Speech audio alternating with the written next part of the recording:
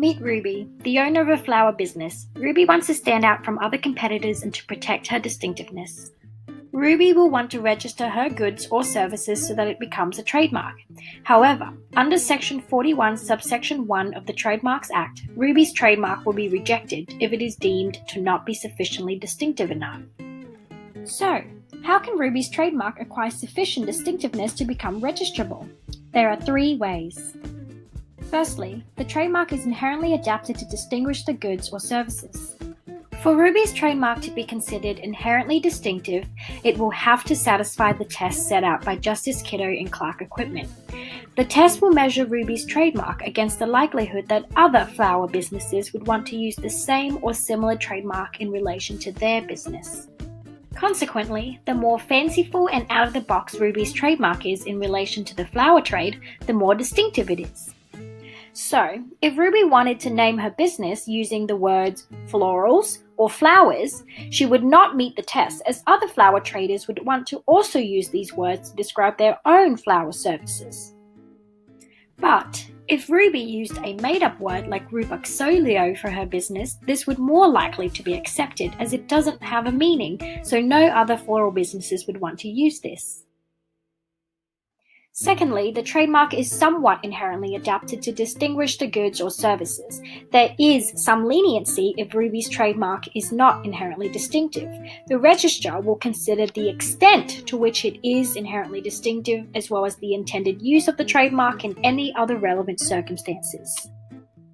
As an example, the word fine form was used to describe lingerie, and while it is descriptive in nature, it is uncommonly used in the world of lingerie and therefore was held to be somewhat inherently distinctive. Furthermore, when shown with evidence of sales and promotion using the word, the company was able to register it. Similarly, if Ruby was to create a signature bouquet and wanted to use the word wavy and hazy to name it, she may be able to trademark this, as it is not a word used to generally describe bouquets of flowers. But remember, she would have to show evidence of other relevant factors such as sales and promotions. Sometimes, a generic sign that would normally be rejected as inherently distinctive can become factually distinctive due to extensive use by consumers. So much so that they have now strongly associated the goods or services with this particular sign. A great example of this is the household classic Cadbury chocolate. Cadbury was able to retain the exclusive rights to use a particular shade of purple, as after 100 years the colour has now become synonymous with their brand. In contrast is Ocean Spray, who has only used the term Cranberry Classic in their products and promotional activities for 2.5 years, and as a result was deemed to not be long enough for the trademark to be factually distinctive.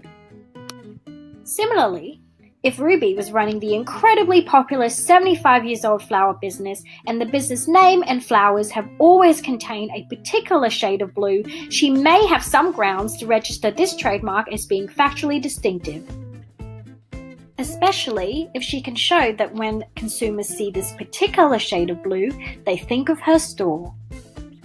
To recap, no matter how fantastic Ruby's flower arranging skills are, she is unlikely to do well in the marketplace unless she is easily distinguishable from her competitors, and more importantly, that this distinctiveness is protected.